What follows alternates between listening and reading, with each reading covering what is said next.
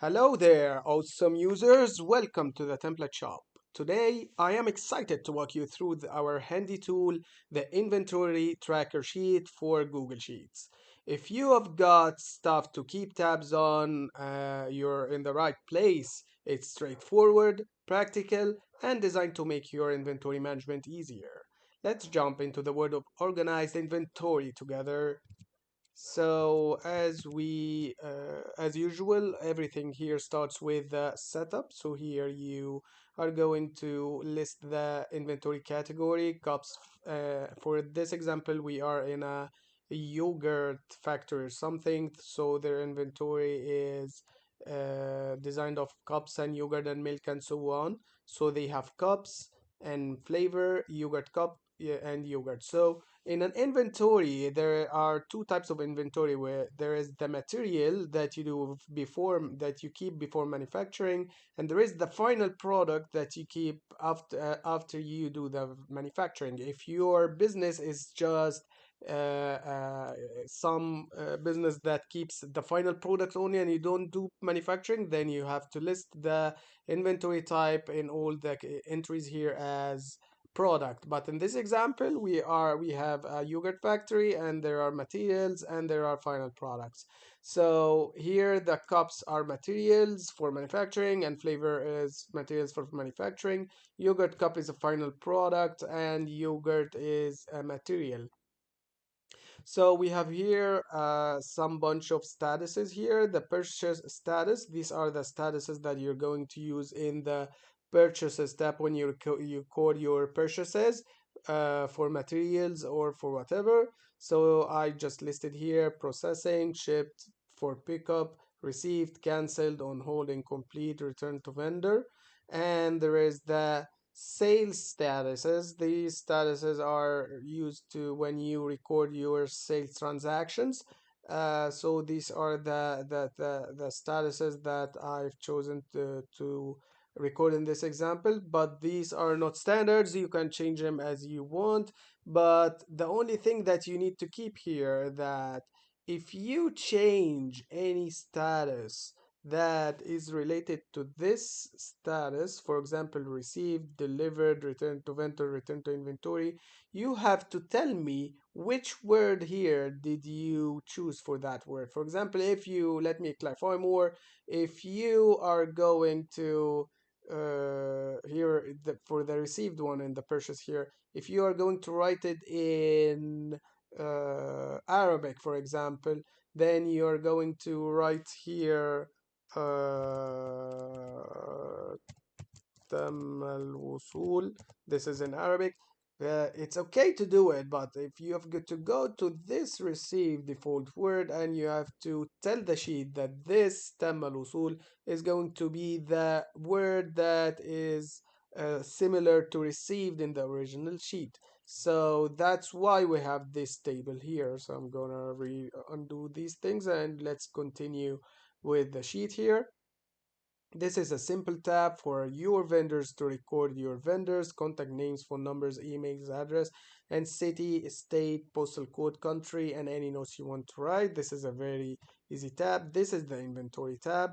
So here you are going to write the item, and here you're going to write the SKU if any, and then you're going to tell me which category does this item related to. So for example, the dried strawberry here is related to the flavor, the thing that we have just do it here. We have added this category here when we started working. So I just here I have in my inventory dried strawberries and dried mangoes and dried berries, which are flavors, and I have a yogurt plain, yogurt strawberry, which are an end a final product. So I just put the category here as yogurt cup, and here are cups and milk, and they are materials here. So I have chosen the category cups and the category yogurt here, which are, as I have did the setup here, they are material products, the yogurt and the cups. So back here, when you just turn the category here, it's going, the type is going to change accordingly automatically, but make sure that you assign the correct category to your item. And here you're going to list the initial stock that you have right now when you're doing the setup of the sheet. So if I have 200 dried strawberries, 200 grams or 200 kilograms, whatever unit, measurement unit I use, I'm gonna write it here, and I'm gonna do this to all the items that I have in my inventory. Items on hand in this column will be updated automatically when we go through doing stuff again in the tabs here in the sheet. And there is the minimum stock. You tell the sheet when do you want an alert to appear. So for example, here I told them that when I am on a 50, so below 50, I'm going to have a low stock alert here. For example, here, look, it's 2. If I tell them that do not alert me before 1, I'm going to have this status as an in stock. But since my minimum stock here is 79 and 2 is below 79, I'm going to have this low stock alert. And this, the same thing with this too. I have it in stock because the minimum stock is 30 and I have 377. Look, if I'm going to, if I tell the sheet that the minimum stock is 400, then this is lower than 400 and I get a low stock alert here. Here's the sales price. Only you assign sales prices to products because materials, of course, if you're going to sell materials at a lower price at some point of your business, you can write them here, but usually we're going to assign sales price for the final products only. And the cost, you're going to tell the sheet how much did the final product cost you, and you get the profit and the profit margin here. Of course, here, if this is a material, you're going to tell the sheet your preferred vendor, and you're going to this column is going to calculate the amount of purchases you have done for this particular item or this particular material. So moving on in the, sorry, in the purchases tab here, in the purchases tab here, you're going to record the order that here you're doing your purchases apparently, so you're going to record the order date, and when you receive the order you're going to list the write down the receive date. The ID is the ID that you have in your books, and the item you are purchasing, whether it is whatever you have here, dried strawberry, dried mangoes, whatever you have, these items are derived from the inventory here. So if I write here, for example, uh, let's say anything, I'm going to just write a random thing just to prove. I'm gonna write PlayStation here. I'm going to go, if I go to the purchases here, I'm going to find this PlayStation listed here so that I can do any purchase or purchase something for it. So if I'm going to add something new to my inventory or to my that I need to purchase, I have to put it here with a 0 and then go to the purchases and purchase it. So again, the SKU is automatic output. You list the purchase quantity, the received quantity, of course, when you receive it, and there is the difference because sometimes we are going to order 500 units and I get 100 now, and there is a difference that I will receive later on. So this difference tab is going to tell you how many is missing or how many is left for you to receive. And this is the unit cost, which is how many what is the cost per unit here, and it's going to list the total cost. Here's the status, as of course extracted, or we getting the statuses from the statuses that we have written here, so they appear here. And the vendor, you choose the vendor. These are the vendors that you have listed in this tab, and this is going to tell you the shipping days, this which is the difference between the order date and the order received. This is the shipping days and any notes that you want to add here. Very simple tab. Let's go to move forward to the sales tab.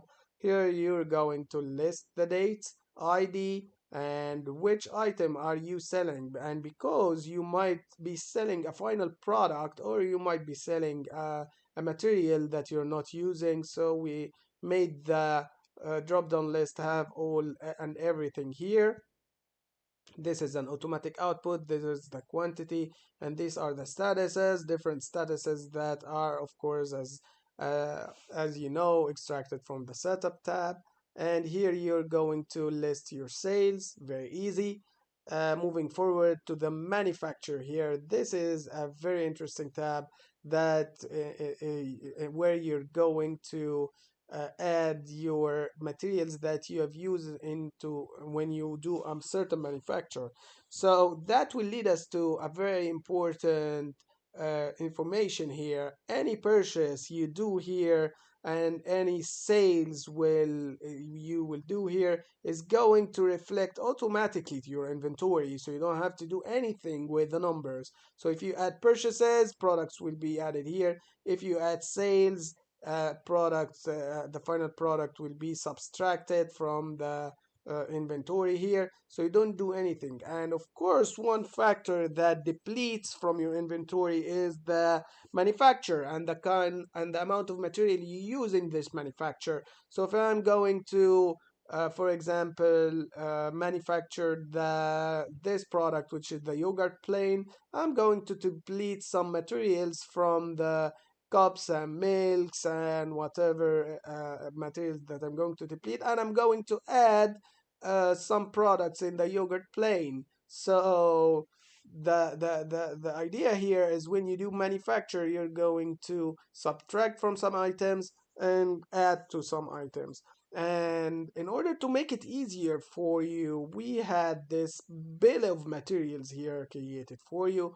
So for example, here you're going to tell this sheet, in order to make a yogurt plain, how if you're going to do 100 yogurt plain, how many cups are you going to use, how many milk are you going to use. So for this example, I told the sheet that the yogurt plain is equal to 100. I do 100 cups with this amount of materials, and yogurt strawberry for 100 finished product, I'm going to use this amount of material. And the yogurt berry, for example, I'm going to use that. For yogurt mango for 100 makes, I'm going to use that.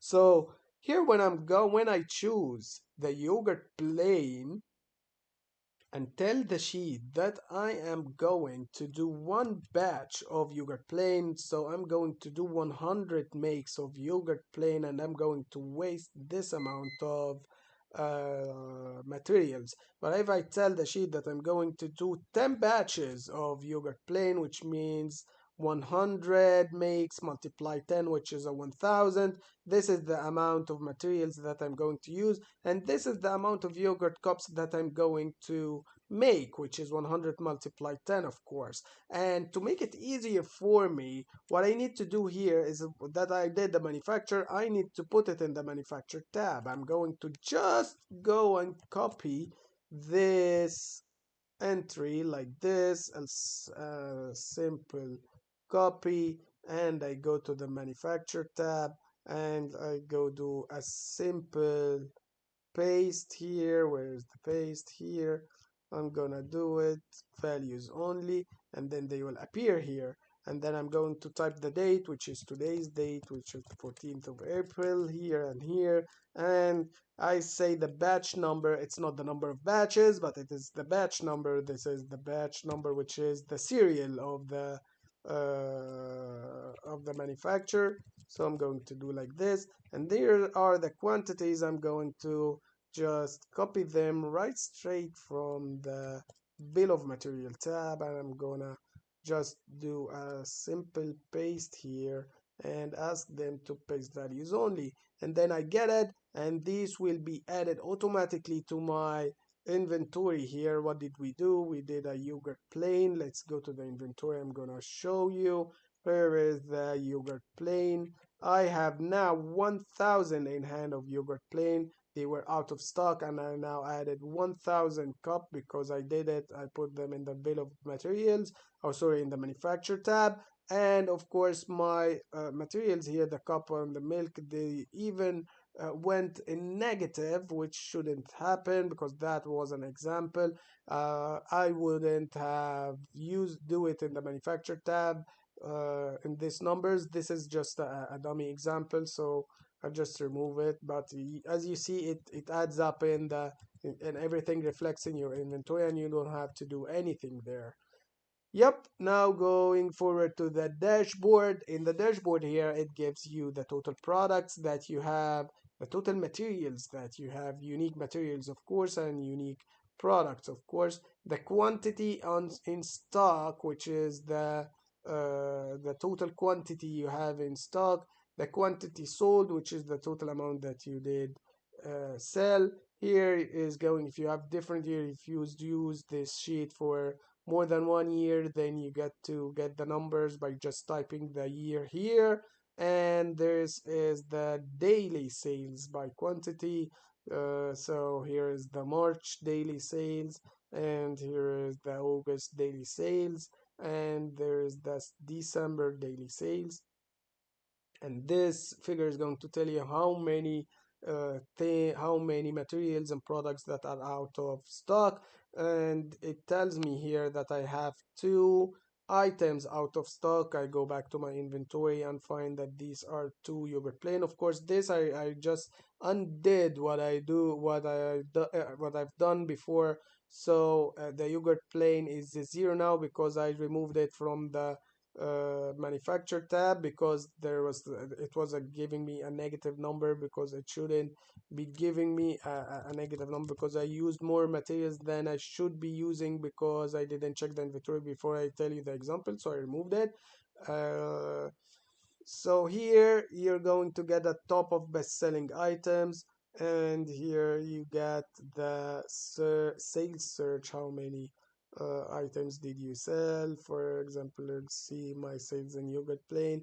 The sold quantity and total orders did I do? And this is a very interesting tab that expands and collapses by just because the number of delivered should be a lot, because you do a lot of deliveries. If you want to get a better figure, you just click on this box, and everything in the dashboard goes the same here. And I think that's it. And there you have it, folks. The inventory tracker sheet from the template shop, your digital companion for keeping things in check. Simple, effective, and ready when you are. Do not forget to check out the template shop for more helpful tools. I hope this walkthrough made your Google Sheet experience a bit smoother. Stay organized, stay awesome, and good night.